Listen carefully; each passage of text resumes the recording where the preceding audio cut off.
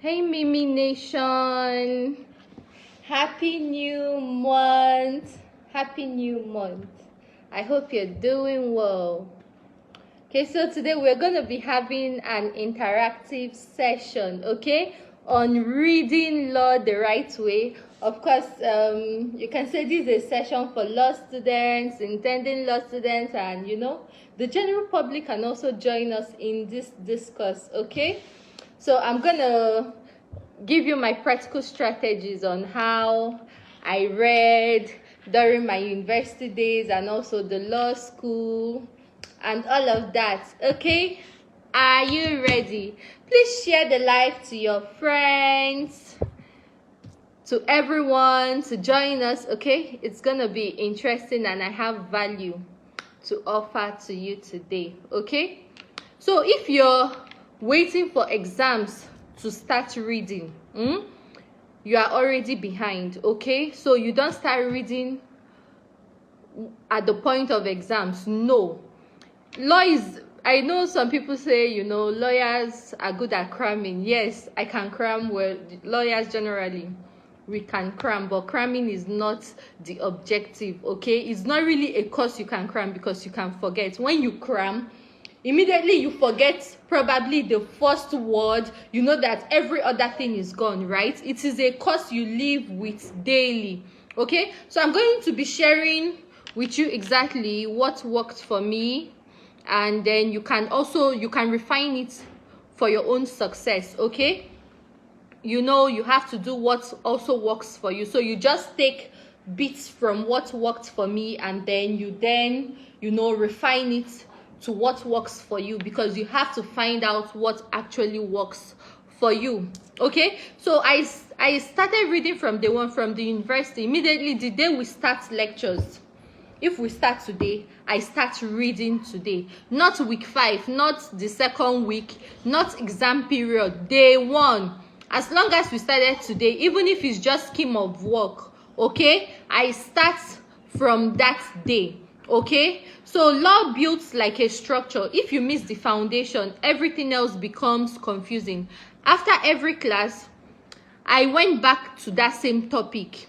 After each class, I read that same topic. That immediate revision, it does two things to you. Okay, it reinforces what you heard in class. It exposes what you did not understand. Okay, then after reading whatever the lecturer taught in class for that day, I then added one extra topic from any other course. Do you understand? So I was not just keeping up, I was getting ahead. This prevents backlog of topics you've not read, because once it starts piling up, once those topics start piling up, you then see it as overwhelming. Okay, once your topics, you leave them and you don't read them, once it starts piling up, that's when you start feeling overwhelmed and all of that. And if law is your passion, law is not hard. Some people will say it's law is so hard, I don't want to go through it. If it's truly your passion, you wouldn't see it as being hard or too difficult or too much or bulky.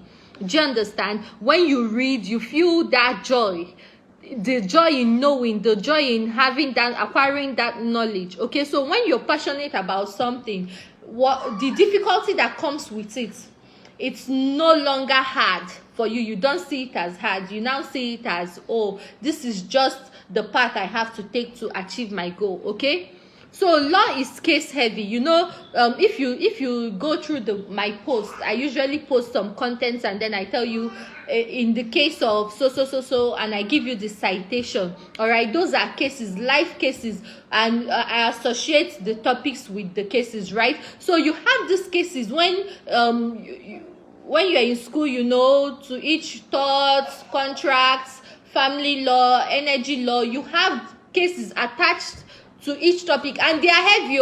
They are much. Okay, so you cannot avoid it. So that's where the cramming comes in. But I don't usually advise cramming. I advise reading the case and understanding. So even if sometimes you forget you forget the title of the case, you can actually, in your exams, you can actually put it like this: in a decided case, do you understand? Then you give the principle behind it. So I don't, because when you cram, when you forget the case, you forget the principle. Cramming is not bad though, because even me, there were times I had to just cram because of emergency, right? But it's better to read the cases and understand. So for the cases, I created a separate notebook strictly for cases, for each topic. Do you understand? In family law, let's say for each topic, I listed all the relevant cases and wrote a very short summary of the principles about each. Okay, so it's better for you to get your notebook, you know, and then for each topic, write down the cases under that topic and the principles behind them. Not long notes, just the principle. Okay, just the principle of such cases. For example, case name, one line principle, key facts if necessary. Okay, over time that notebook became my revision weapon. So you can also inculcate this into your reading pattern, because in exams what you need is not actually the full story. You wouldn't have time to write. Oh, do you understand? You need the case, the title of the case, the name of the case, the legal principle quickly and accurately, so you can inculcate this. As usual, please just ignore the background noise. This is Saturday. I have my children around me, so you would hear their voices in between. Okay, so as I told you, I did not just read, I practiced remembering. You have to be able to remember what you read, and that is why I started with start reading from day one. You want to remember what you have read. That is the cocoa. That's the cocoa of the matter. All right, you want to remember what you have read. Please, if you've been here so far, can you leave a comment, an emoji? Let me know that you are here with me. Let me know that you've been listening and you've been understanding what I've been saying. Can you leave an emoji here or a comment for me to see? Okay, so where did we stop? Okay, so remembering, right? Active recall and mental repetition. Okay, so even while, you know, okay, I didn't tell you when I was starting this session, I was in my 3rd year when I started giving birth, right? So I was a mother while schooling. Okay, so even while cooking or doing chores, I would go over the topics in my head. Do you get? So when you read, even when you're on a date, when you're at a party, as a law student, it will do you very good. It will do you very good to go over your topics in your head, even wherever you are. Do you understand? Then if you could not remember a case or principle while doing your chores, while cooking, while you're at a party, and you're going over it in your head, stop immediately and check if you have a digital note. Go back to it, or if you cannot access your book or a digital note at that particular point in time, write it down. What did I say? Write down what you're trying to remember. Just write it somewhere that you're trying to remember this case or this principle in relation to this course, so that when you get home, you go and check it. Okay, because that moment is powerful. That moment you cannot remember when you're cooking, when you're at a party, is actually quite powerful, because the brain remembers what it struggles to retrieve. That is how information sticks. By exam time, you can actually see the page in your head and reproduce it. So if you're going over, if you're doing the mental repetition, you're going over your notes in your head and you forget, you go back to your notes and retrieve and, you know, go over the principle again. During exam, when you're writing, you're going to have a mental picture of the page. I don't know if I'm the only one that that actually experienced this. When I'm writing exams, that topic, the question and the topic, I go to the page in my textbook or in my notes, and as I'm writing, I'm seeing the page in my head. So that is why it's good to to go to your notes when you forget. When you go back to your notes, it sticks to your head. And I think this live session, it's also, I think it can work for any other course, not just law. But you know, I have to talk about my own experience, and I'm a lawyer, so I have to just stick to my own course, right? But I think these principles can actually help other persons in other departments. Okay, so this is not only for the university, it's also for your law school, so you can apply these principles and then refine it to what works for you specially. Okay, so know your reading pattern. You have to know your reading pattern. So this is where many people get it wrong. Some people thrive in group reading, others do not. I personally do not read well in groups. So I need silence for deep study. That's the kind of person I am. I prefer reading on my own. I can actually stay with the group, you know, we revise generally. But if I actually want everything we've revised and what was taught in class to stick to my head, I need my personal time. I need my personal time to sit down, write, jot down, to sit down, read, write, jot down some points, okay? I can, as I told you, I can join a group for revision and discussion. So you must know yourself. You might not thrive in personal reading. Do you understand? What works for you might be a group reading, okay? And what actually works for me is personal reading. So you need to know what works for you and apply it. So then, if you know you thrive better in personal reading, then you have to give a limited time to group readings and revisions and discussions, okay? If you thrive in group readings, then stick to it. Okay, so do what works for you. Do what actually does what works for you.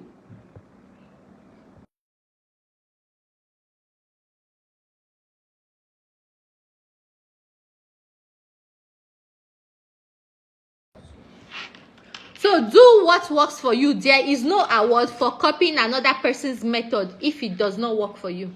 So as I told you, my personal method is private reading, personal reading, me, myself, and my books, okay? So it might not work for you. That's why I told you when we started this life, take what works for you and leave the rest. So you need to understand, do I do better? Do I do better in exams after I've revised with a group, or do I do better after personal reading? So you need to, that is your own homework to do for yourself, and then know your pattern and then apply it, okay? So focus in unconventional ways. So what I'm about to say in this segment is actually controversial, but this is for me. That is why what is it called, I divided the sessions into segments. So you know, we just talked about knowing what works for you, discovering and applying it, right? Now I have unconventional ways I read. It might not work for you, and generally, please do not take this advice if it doesn't work for you. This is what works for me, so I'm just trying to tell you this. My situation, as I told you, let me be honest, my situation was not perfect, okay? So you know, I was a mother. I gave birth at Nnamdi Azikiwe University. I had 2 babies when I was in the university. Law school, I had 1, and then I recently just had my last baby, 2024, right? So you see, I was both a mother and entrepreneur while schooling. So my situation was quite different. So I had responsibilities, so I had to adapt to those responsibilities. I had to merge them, motherhood, school, and work. So sometimes I had to read with a movie playing just to stay awake. You know, when you're breastfeeding and you have books to read and you're feeling sleepy and everything is just like that, I had to find ways to still be awake. So most times when I'm reading, I have to have a movie playing to keep me awake, okay? At law school, I even put my feet in cold water, yes, to avoid sleeping. So law school, I was literally going home. I had 2 babies at the point of law school, and I was pregnant too. So, and I even gave birth at law school. So during law school, I was with 3 children, and I was going from home I wasn't in the hostel and I didn't get an apartment close to the law school. No, I was going from home because children had to go to school. So I was going from home to law school every day. So my situation was different. So most days when I come back, you have to attend to cooking, you need to take care of their homework, you need to attend to them, their children, they need your attention. And then at the end of the day, you still need to read. So sometimes at the end of the day, I'm just so exhausted. So what did I do? What I did was some nights, I get a bucket of water. If this does not work for you, leave it. Okay, so take what works for you and leave the rest. I get a bucket of water, I put in ice block, and I put my 2 feet inside so that I can be awake, okay, to be able to read. So find what works for you. If watching movie works for you, if putting your feet inside cold water works for you, if listening to music while reading works for you, but the most important thing is to read and remember, because you cannot. There is no shortcut. Even if you take the shortcut during your law school, university days, in practice, you will realize that the shortcuts you've taken are not helping you, unless there are people that are lucky. Anyway, they excel and get it done. But majority, generally, you need to take the route, which is reading and remembering. So if playing songs while reading helps you to stay awake and retain what you've read, please do it. Okay, so it sounds extreme, this unconventional methods I've talked to you about. They sound extreme, right? But I use them and they worked for me. So the lesson is simple: find what keeps you alert and use it. Discipline is not always neat, but it is effective. Okay, in any way you choose to discipline yourself, show up for yourself and read. It might not be the conventional, ways of reading, ways of being alert, but do it, pass, and keep going. So this segment is about the power of being in class. Okay, so do not underestimate lectures. It was hard for me keeping up with lectures, motherhood, and everything, but I tried my best, beyond my best. I was in class early.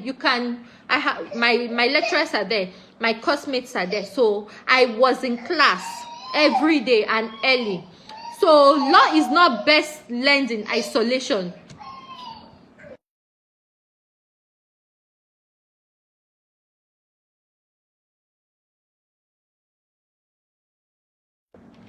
So law is not best learned in isolation. All right, so even before I do my personal readings that I told you about initially, I still needed to be in class. Okay, so there was a paper I struggled with to pass simply because I missed that class where it was explained. And that period, I remember I was pregnant, or I just recently gave birth, and I was still down because my second pregnancy really dealt with me. I was at the point of no return. So that period I missed a class, and the explanation that was given after I went through, and I was like, why did it was actually so simple, but because I was not in class, I didn't get what the lecturer was asking for. So I struggled with that paper. And in my history throughout my diploma and the years I spent during the regular program, that was the only paper that almost messed up my grade. Okay, so, and textbooks can be complex, but your lecturers, they simplify everything in class. There are even certain points they would mention that are not in the textbook, and then they give you, during lectures, they give you guides on how to answer their questions. Each lecturer knows the way this lecturer wants you to answer their question is not the way this other lecturer wants you to answer their question. And you will not get it from just the textbook. Some lecturers want you to go straight to the point. Some want you to lay foundations, then you keep building like that before you now answer their question. Some lecturers want you to just hit the nail on the head, bam, and they will give you your full mark. Some want you to build foundations. Every lecturer knows what they want from you. So you need to be in class to understand their countenance, to understand their guide. And they will give you that guide in class when they're explaining. They will tell you, oh, in exam ahead, this is what I want from you. So if you are not in class, you would miss all of this. So being in class is priority. That is, try your best. And no matter, even if you're working, try your best and be in class. Sometimes, yes, they drop insights that are not in any material. So attendance is not just for the record, it is also for your understanding, for your own good. Okay, I learned the hard way, so it really pained me because that's a grade. I never had it even during my diploma days, while I was, you know, modeling, acting and everything. I never had such a grade. So to even have such a grade during my regular program, it really pained me. But I thank God that it didn't really stop me from, you know, having the class I graduated with. Okay, so use of materials and resources. This is general knowledge. Get all your recommended materials. Do not limit yourself to just one textbook if others are suggested. Okay, different authors explain concepts differently. One will click. Okay, you might not understand this textbook, you might understand this. So if this different materials and textbooks are recommended, if you can, even if you don't have the means to purchase all the textbooks in that course, and you can get them from your classmates that have them, you get, and then you write out notes from them. Do you understand? So that you will get from this author, you get this knowledge from this author, you get this knowledge from this author. So also ask questions. My colleagues, even right now as I'm practicing, my colleagues know me. I ask questions. I disturb my senior colleagues so much. I ask questions. I'm one person that I would ask questions. If I don't understand a brief, I have colleagues, senior colleagues, even my colleagues on speed dial, and I'm not ashamed. So don't be ashamed. Even while you're at school, ask your colleagues, ask your seniors, ask anyone who understands better. Don't feel too big to ask questions. Do you understand? Go to your classmates, your classmates that you know are doing well. Go to them, let them explain certain concepts to you. You might even grasp it more than the way you grasped it while the teacher was teaching, while your lecturer was lecturing. Okay, so ask questions. Even as a practicing lawyer, ask questions. You don't know it all. You cannot know it all. I don't know it all. And I'm so grateful for my senior colleagues. I know they are so tired of me. I will ask, even if I know it, there's still something I need to understand. I will call. I call this person. And one thing about me, I don't just call one person. No. If a question arises, a brief comes in and I don't even know where to start from, I can call 10 different lawyers for just one brief, just to get a more in-depth understanding of what I'm supposed to do and how to go through it. You don't know it all. I definitely don't know it all. Okay? The only thing is that a lawyer, what we say is that a lawyer that we know where to find the law. We know where to you understand. If you come in now and ask questions about contract and everything, I know the particular act, laws that apply to it. So I then go and then, you know. So you cannot know it all. So law rewards humility. When you ask questions, you get insights, a more in-depth, more clearer insights on your areas of confusion. Okay, so and I worked with a reading timetable and consistency. So not rigid but structured. As I told you, while in school, motherhood was dealing with me. I was, selling my bags and all of that. so it was flexible. My schedule was flexible but structured. Daily targets, review class notes, read one extra topic, revise previous topic. Consistency beats intensity. Consistency beats intensity. So reading once for 10 hours is not as effective as reading consistently for 1 hour daily. With my 3 children at law school, okay, what I did was to put consistency above intensity. I knew I was not like all other law students. I knew my situation was different, so I had to develop a strategy, a consistent strategy that worked for me. I knew I could not read 10 hours straight like others did. So what I did was every single day I must read. So I set targets for myself. Either I'm reading, civil procedure or criminal. So I set targets for myself. So do that for yourself. So choose what works for you. If intensity works for you, that's fine. But I advise, in my humble opinion, consistency.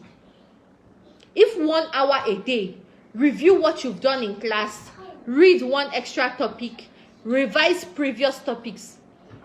Every day, if you do it every day, even on Saturdays and Sundays, then why won't you pass? You will pass. Okay? So then, this segment is about assignments and continuous assessment. So do not ignore assignments. Okay, do not ignore your assignments, please. They are not just marks, they are preparation. They train your writing, your structure, and your legal reasoning. Sometimes they even save your grade. Okay, sometimes they save your grade. So do not ignore your assignments. So law is demanding. Okay, you cannot shortcut it. As I told you earlier, you cannot shortcut it. Some people might be lucky, you might not be lucky if you shortcut it. Okay, so some people can read one night and pass. There are people with that superpower. I don't have that superpower. You will hear someone say, I just need to read today. I just need to read this night. Tomorrow is the exam, and they are telling you they just need to read this night. And when they read and go to the exam hall, they pass. But what about you? Are you sure you'll be as lucky as that? So if you know that that might not work for you, why don't you start from day one and start reading and preparing yourself, okay? So that is not the standard. Those ones that excel at reading a day before the exam and passing is not actually the standard. It does not work for me. I've never been lucky that way. That is luck. So if you want consistent results, you must build a system. Build your system, okay? Even from secondary school. From secondary school, I made sure I read every single day. During prep, because I was a boarder for some time before I now transitioned to being a day student, I read every night. Even in school, at school, however you put it, I read. I used to copy notes before. Hey God, this is a system you build. You build it from primary school, secondary school, university. It just sticks with you. So these were things I was doing during my secondary school that helped me. I didn't even know my secondary school days were really preparing me for the journey ahead, because I was a mother at 3rd year. Okay, so, and law is 5 years. Then remember, I did two years diploma before you now transition to the regular program and start from 200 again. So if I didn't have that reading culture from my secondary school, it would have been bad for me. There is no way I would have caught up. Even law school with 3 children, no way, no way, because I'm going from home. I was not in the hostel. I'm going from home to law school every day and coming back again, and then with the chores that will meet you, with the cooking with the children, and then before you even have time to attend to yourself. My brothers, my sisters, there is no way. So you have to build that system. Build a system, okay? So you need to start early, understand yourself, be consistent, ask for help, stay disciplined even when it is uncomfortable. That discipline would help you, okay? And most importantly, do not compare your journey, okay? Do not compare your journey. If at the point of, I was comparing, I was stuck at comparing myself with, how will I make it? These ones are in the hostel, they are closer, they always reading. How would I do it? I wouldn't have passed. You need to be courageous And don't compare your journey to that of any other person. What matters is the method that works for you. You know, if you don't take any other thing from this live session, take this. You need to ascertain what works for you and run with it. Leave every other person, leave every other thing. Build a system that works for you and run with it, okay? So if this helps you, share it with a law student that you know, or any other student in any other department that needs direction, okay? And if you want a deeper breakdown of my study system, let me know. Even your children in the primary school can use it. Do you know that at this point in time, I'm building a system for my children? I'm building a reading system, a reading culture for my children. So you can apply it for your children from the primary to the secondary to the university. It works. School is not a scam. I love education. If you know me, you know that me and book 5 and 6. So I love reading, I love book, I love education, I love the school system. So just let me know if you want my guide, a breakdown of my study system and my guide, okay? So I hope this live session has been helpful to you. I would give 2 minutes for questions. If you have any questions, please let me see them in the comment section. If you don't, I would see you some other time, okay? So let's see if any questions and comments will come up. We'll deal with them before I end the live session. I hope you enjoyed the live session. Hope it wasn't so intense. Hope it wasn't so intense. So did you enjoy the live session? Did you enjoy the live session? Okay, so since we do not have any questions, I would see you next time, my Mimi Nation. Okay, I'll see you next time. Take care.